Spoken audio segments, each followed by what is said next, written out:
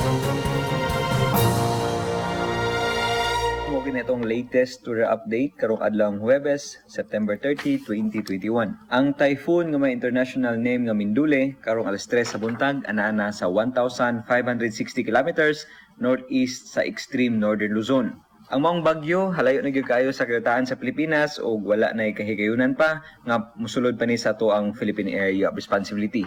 Samtang trough or extension sa maong bagyo nagapekto karon sa silangan nga bahin sa northern Luzon.